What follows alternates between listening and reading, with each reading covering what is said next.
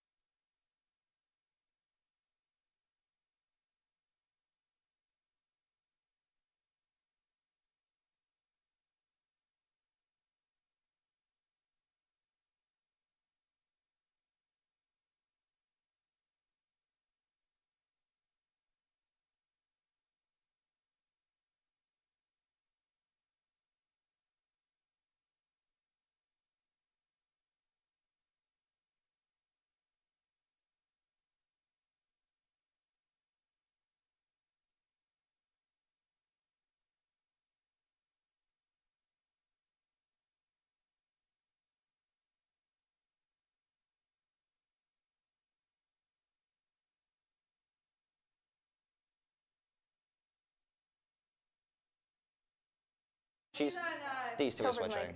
Oh. Like so, yeah, because she's giving her mic to Sam. Yes. Because we're gonna go because it's gonna be me, Sarah, Sam. Nice. It's a little stressful, but it'll be all right. Please kick me when I need to switch. We're having right now. I'll shout. I'll take it. It's okay. You don't have to shout because I can literally.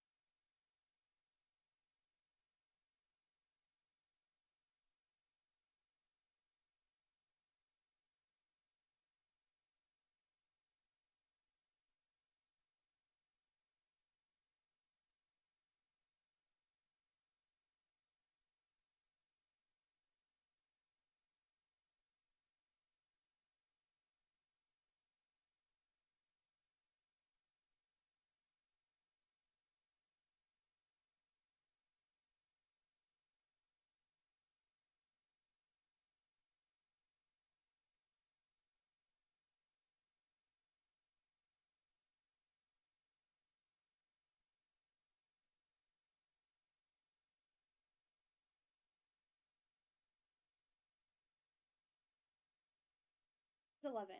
Buffalo Mayor Byron Brown gives update on mayoral race. Gabby Petito's body has been found and her death was ruled a homicide. And officials worry that a volcanic eruption may bring acid rain to the Canary Islands. These stories and more, News 11 starts right now.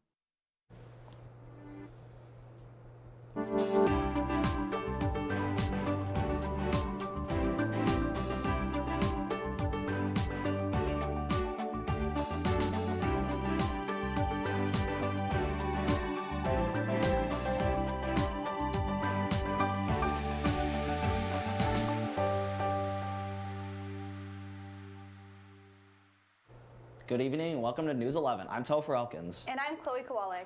Well, after last week's technical difficulties, hopefully we have a much better show on our hands, but we have a lot of stories to cover, so let's get right into it. SUNY Fredonia's student vaccine mandate goes into effect in less than 1 week. All students, barring those with medical or religious exemptions, must show proof of vaccination if they have not already by September 27th. Last week, we spoke with Jeff Woodard, the Director of Marketing and Communication, and he gave us an update.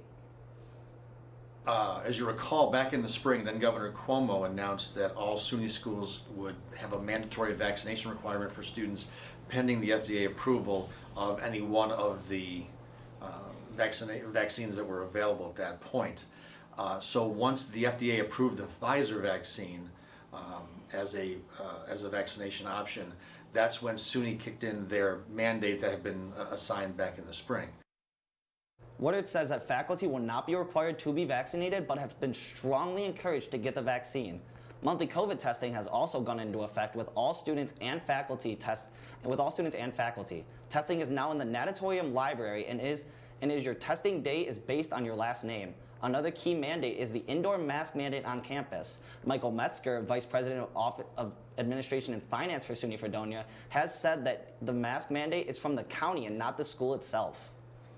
We address it on a regular basis as far as the mask wearing on campus, and that actually is we're identified by our county what position we are in. Currently, we're in what's called highest, unfortunately for COVID, which then dictates that we go to mask wearing.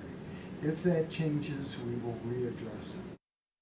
SUNY Fredonia currently has 32 active cases of COVID as of President Collison's last email. Fredonians have been going through some water rows recently.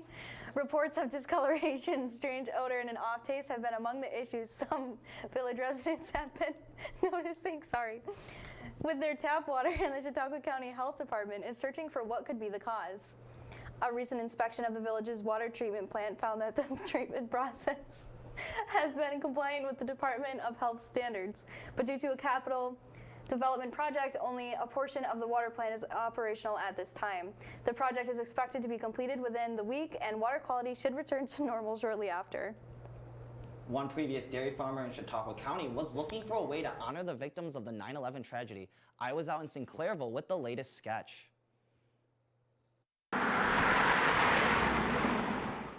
In a farm town like Sinclairville, you'll more than likely see silos that look like this. But retired dairy farmer and now hay farmer John Swanson wanted to use his silo in order to honor 9/11. Well, I think there are so many kids that really don't know anything about 9/11. We just thought it'd be a great way, seeing this is so close to the road, if parents are going by with their kids, maybe the kids would ask, what's that? They might get taught a little bit about 9/11.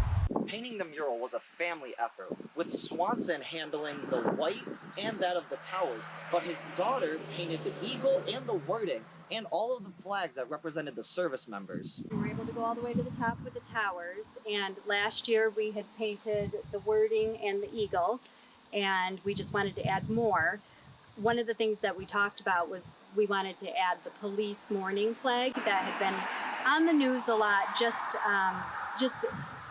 with every rescue team. I found out there was a different color. So we did the red for the firefighters and we did the green for the military, but there's more. So we talked about adding more flags on the other side and a Flight 93 memorial. Swanson says he enjoys and appreciates whenever someone stops by and asks him about his mural. It's been great, really more than I ever thought. So so it made it well worthwhile. The family plans on adding more to the mural, but has no time frame on when it'll be finished. I'm Topher Elkins, News 11. The mural can be found on Thornton Road in St. Clairville. SUNY for American Democracy Project and the League of Women Voters of Chautauqua County are teaming up to get college students registered to vote for the upcoming general election in 2021. This will take place on Tuesday, September 28th from 9 a.m. to 3 p.m. outside of the University Commons. The last day to postmark a voter registration form or register in person is Friday, October 8th, and the last day to postmark a ballot for the general election is Tuesday, November 2nd.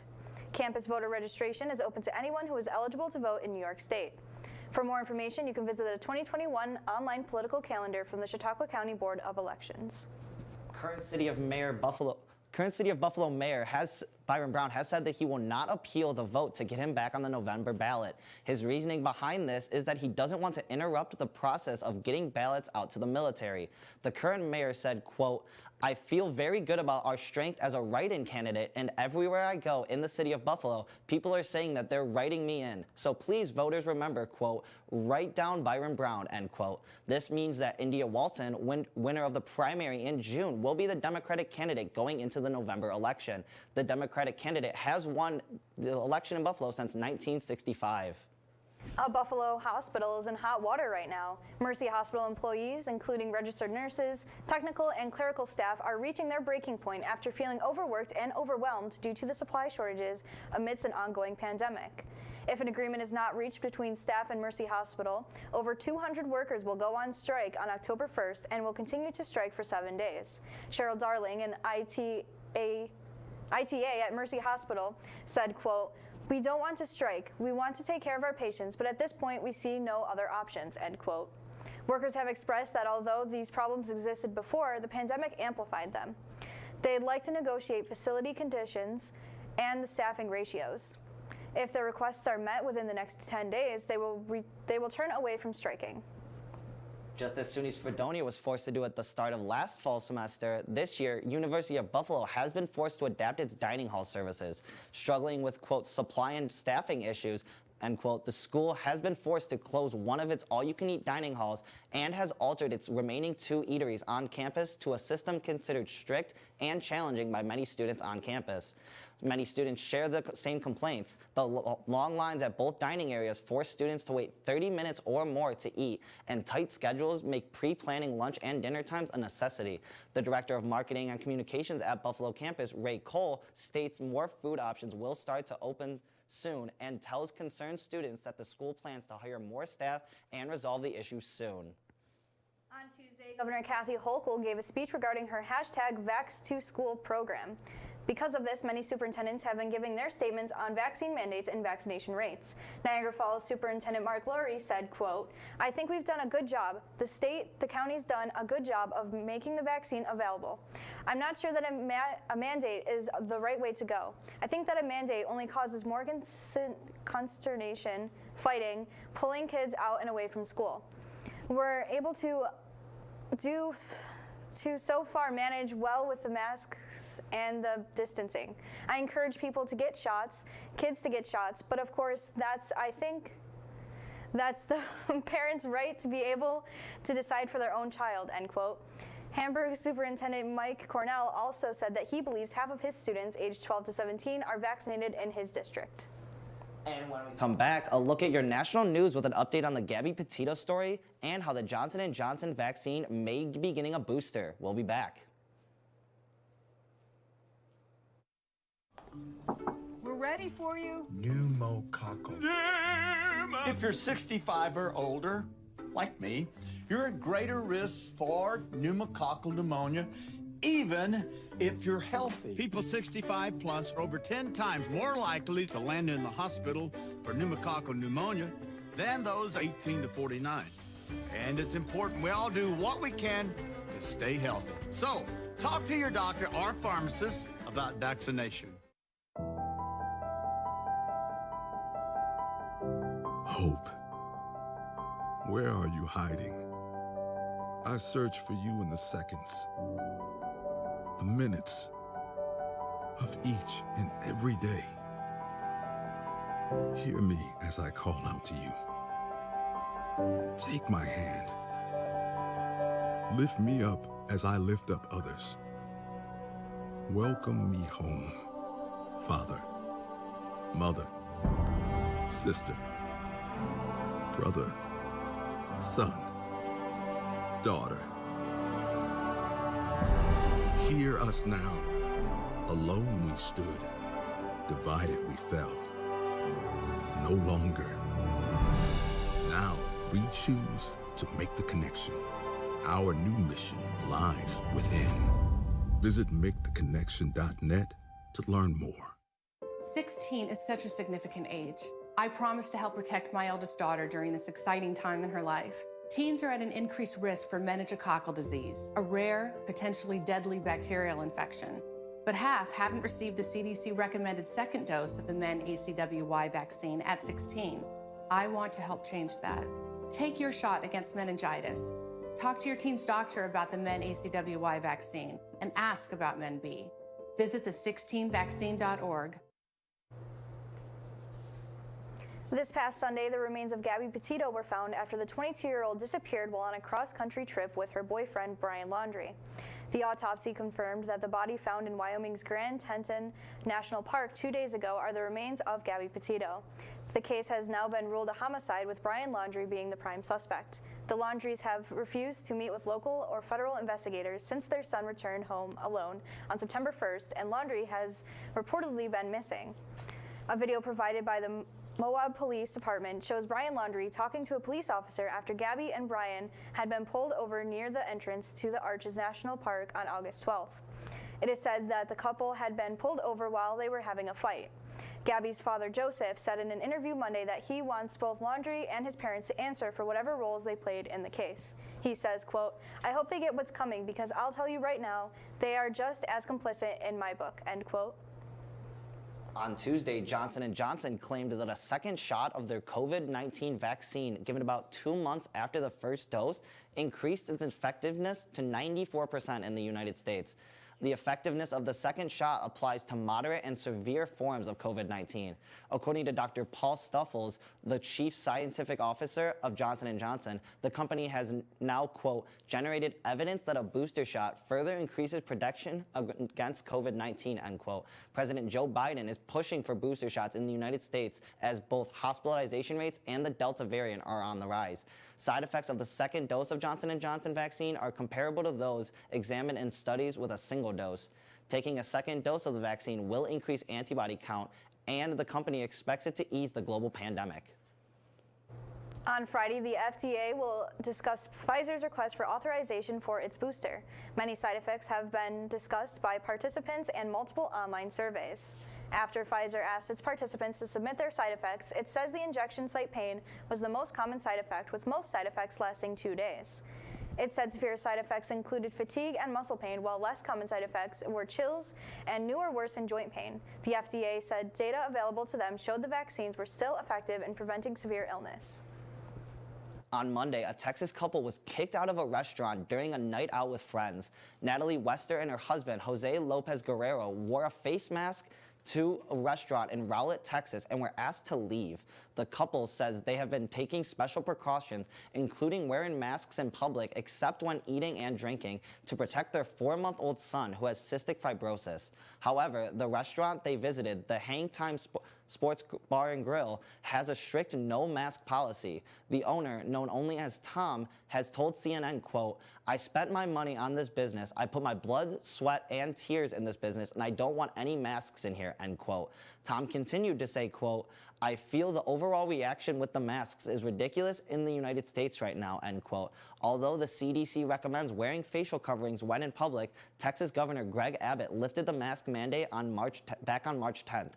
When told to remove her mask, Wester replied saying she was uncomfortable, to which the waitress explained that if she did not, she would have to close the couple's check. Wester says, quote, "We are new parents and in the middle of a pandemic. We don't get out a lot," end quote. While Wester and Guerrero do not plan on taking legal action, they hope to encourage Tom to re-look at his policies and to encourage other customers to take a second look at who are they giving their business to. Between 1918 and 1919, the Spanish flu killed over 675,000 Americans. Today, COVID-19 has come close to to a close tie to the amount of Americans who have lost their battle to the virus. According to WIVB, quote, the Delta-fueled surge in new infections may have peaked, but U.S. deaths are still running at over 1,900 a day on average, the highest level since early March, and the country's overall toll stood close to 674,000 as of Monday morning. According to data collected by St. Johns Hopkins University, the real number is believed to be even higher, end quote. This upcoming winter season, the numbers are expected to spike again. Another surge of the virus will hit the United States, but not nearly as bad as last year's. Scientists are predicting that in the near future, COVID-19 will become a yearly sickness like the flu. On December 1st, the United States will hear a case that's been disputed about abortions after 15 weeks out of the state of Mississippi. The case will take into account the precedent that was set during Roe v. Wade in 1973. This past Monday, the court announced that they would be hearing the case of Dobbs versus Jackson Women's Health Organization, which will have lasting effects on the future of women's health in the country. The case was brought to the Supreme Court after a 5th U.S. Circuit Court of Appeals panel blocked enforcement of the law, citing a conflict with Roe v. Wade, along with abortion rulings that followed that landmark decision. When we come back, a look at your local and national sports and your first weather update of the semester. We'll be back. We've been down there. You gotta do the same. Post office. All you do is sign. So don't get nervous. Sign your name. For selective service. It takes no time. Just sign on the line at the post office. For selective service. Hey guys, if you're about to turn 18, you've got to register with Selective Service. It's simple. Just go down to the post office, fill out a card, and turn it in. That's all there is to it. There's no draft now. You're just adding your name to Selective Service's list in case there's a national emergency. So if you're 18 now, Selective Service, you gotta get down to the post office. Register with Selective Service. It's quick, it's easy, and it's the law. Takes no time. Just sign on the line at the post office. Selective Service. We've been down there. You gotta do the same. Post office. All you do is sign. So don't get nervous. Sign your name. For Selective Service. It takes no time. Just sign on the line at the post office. For Selective Service. Hey guys, if you're about to turn 18, you've got to register with Selective Service. It's simple. Just go down to the post office, fill out a card, and turn it in. That's all there is to it. There's no draft now. You're just adding your name to Selective Service's list in case there's a national emergency. So if you're 18 now, Selective Service, you gotta get down to the post office. Register with Selective Service. It's quick, it's easy, and it's the law. Takes no time. Just sign on the line at the post office. Selective Service.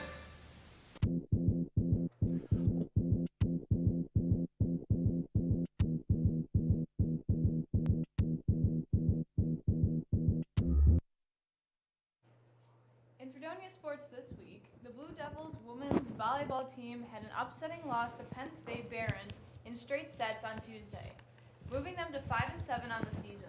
Courtney Krishniak had 20 assists and 3 aces, Emily Jones had 11 kills, and Christy Ackendorf had 6. They will have another match tomorrow at 6 p.m. versus Oswego. Fredonia's men's soccer team shut out Alfred University 5-0 Tuesday night. Each goal came from a different player, Dominic Monti leading off the pack with a goal in the first 3 minutes of the game, and was followed by Caleb Stewart, Jacob Vallis, Matt Cullen, and Amani Paluki. The next game for the team will be Saturday at 3 p.m. at Buff State. Moving on to national news, after last week's upset, the Buffalo Bills demolished the Miami Dolphins in a 35-0 shutout last Sunday on Miami home turf. Miami starting quarterback Tua Tagovailoa was sacked and taken out of the game in the first quarter with fractured ribs, and Miami could not find the answer from there. Josh Allen went 17 for 33, throwing for 179 yards, 2 touchdowns, and an interception. Devin Singletary had 13 carries for the night, covering 82 yards and including 1 touchdown at the very beginning of the game. Stephon Diggs had 60 receiving yards and 1 touchdown as well. Dawson Knox had the third Bills touchdown in the third quarter, and Zach Moss ran for the remaining 2 touchdowns in the fourth. Both the Dolphins and the Bills now move to 1-1 on the season, and Buffalo hopes to keep this momentum moving into next week against the Washington football team, 1 p.m. at Highmark Stadium. Well, hopefully you can get a better result than at week 1. And obviously, shutting out a team in the NFL is definitely an accomplishment, so that's really good. But hopefully, even with a 35 win, you really hope to see the offense kind of get going, right? Absolutely. They definitely still have some work to do, but I think as being the second game, we're going to keep moving forward and do well, hopefully, the rest of the season. For sure. Well, we want to welcome a new face to our News 11 anchor team. Sam Blaze is joining us for our first weather report of the semester. Sam, how's it feel to be on this side of the camera? Well, thanks, Topher. I'm saying I'm feeling pretty okay today, so let's just get right into the weather. Tonight here in Fredonia, we have partly cloudy skies with a low of 54 degrees. Our fall season is kicking off to a rather gloomy start with cloudy skies tomorrow and a possibility of showers. Temperature will range from a high of 68 and a low with relatively clear skies during the night. Join us back later, though, for your 5-day forecast. Back to you. Sam, hopefully, thank you for joining us so far, and we'll see you again later. All right, well, when we come back, Biden gives us his first United Nations speech, and we'll have your last look at the weather. We'll be right back. We're ready for you. Pneumococcal. If you're 65 or older, like me, you're at greater risk for pneumococcal pneumonia, even if you're healthy. People 65 plus are over 10 times more likely to land in the hospital for pneumococcal pneumonia than those 18 to 49. And it's important we all do what we can to stay healthy. So, talk to your doctor or pharmacist about vaccination. Hope. Where are you hiding? I search for you in the seconds, the minutes of each and every day. Hear me as I call out to you. Take my hand. Lift me up as I lift up others. Welcome me home, Father, Mother, Sister, Brother, Son, Daughter. Hear us now. Alone we stood, divided we fell. No longer. Now we choose to make the connection. Our new mission lies within. Visit maketheconnection.net to learn more. 16 is such a significant age. I promise to help protect my eldest daughter during this exciting time in her life. Teens are at an increased risk for meningococcal disease, a rare, potentially deadly bacterial infection. But half haven't received the CDC recommended second dose of the MenACWY vaccine at 16. I want to help change that. Take your shot against meningitis. Talk to your teen's doctor about the MenACWY vaccine and ask about MenB. Visit the16vaccine.org. President Biden gave his first speech to the United Nations on Tuesday, which he said was a, quote, vision of a new era of democracy, end quote. Biden says he wants U.S. American civic leadership instead of military power as his driving force to address the world's biggest issues concerning coronavirus, climate change, and cyber war. Also, Biden said that the United States would continue to combat rising autocracies while avoiding a new Cold War. Biden said that the next 10 years will, quote, be a decisive decade for the world, end quote. A key thing many looked into that Biden acknowledged was the selling of submarines to Australia after the country had an agreement already in place with France. Biden also defended his decision to remove troops from Afghanistan, stating, quote, as we close this era of endless war, we are hoping to open an era of endless diplomacy, end quote. He ended his speech acknowledging that this is the first time in 20 years that America is now currently at war and that the country has, quote, turned the page, end quote. Prime Minister Justin Trudeau will hold on as Canadian Prime Minister. Canadian elections held last Monday ended in the majority in the House of Commons for the Liberal Party, but as they still hold more seats than any of the other parties, Trudeau will remain the Prime Minister. The result of the election appeared to signal trust in his leadership throughout the COVID-19 pandemic, despite receiving criticism for his calling of an election during a public health crisis. In a victory speech he gave in Montreal on Tuesday morning, the results suggest Canadians are, quote, sending us back to work with a clear mandate to get Canada through this pandemic and to brighter days ahead, end quote. The Liberal Party owes the re-election to strong voter turnout in Canada's two most populous provinces, Ontario and Quebec. While Trudeau and the Liberal Party are currently in control of the Canadian government, it is unclear how the party will fare in future elections, as current trends show a slow shift of support away from the Liberal Party. The island of La Palma on Tuesday is in disarray following a volcanic eruption over the weekend. Officials are concerned that once the molten hot lava hits the ocean at a thermal shock may release clouds of toxic gas and bring acid rain to the popular tourist destination. Roughly 180 buildings have been destroyed and more than 7,000 people have been forced to evacuate from La Palma, part of the Canary Islands southwest of Morocco. There are 4 active fissures with lava moving in 2 directions, one in the north and going in the direction of the Totoke village, and one going in the direction of the ocean. Officials are concerned that once the molten hot lava hits the ocean, a thermal shock may release clouds of toxic gas and bring acid rain to the popular tourist destination. Authorities are urging sightseers to stay away from the area. No deaths or injuries have been reported at this time. Well, we're gonna get you right to your last weather update of the night, and we're gonna throw it over to Sam Blaze in 1 second. But hopefully we can get our technical difficulties out of the way. So Sam, what do you have for us for weather so far? Well, moving into next week, expect weather to stay pretty humid with rain showers persisting throughout the week.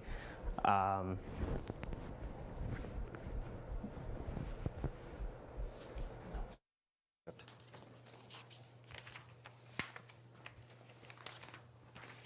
should clear up a bit though, with showers returning Tuesday. Expect on Saturday and Sunday to be around 68 degrees with lows of 55 and 54. With Monday and Tuesday, expect highs of around 68 and 66 with lows of 55 on both days. However, moving into the rest of the week, we can expect that those showers will clear up, giving us some partly cloudy skies and something to look forward to. All right, well, thank you so much, Sam. Obviously, that's not how we want to start our fall, but it is realistic with Western New York weather. And, well, thank you so much. That's it for News 11 this week. As always, thank you to our cast and crew at home and everyone for watching. We'll see you next week. Have a great night.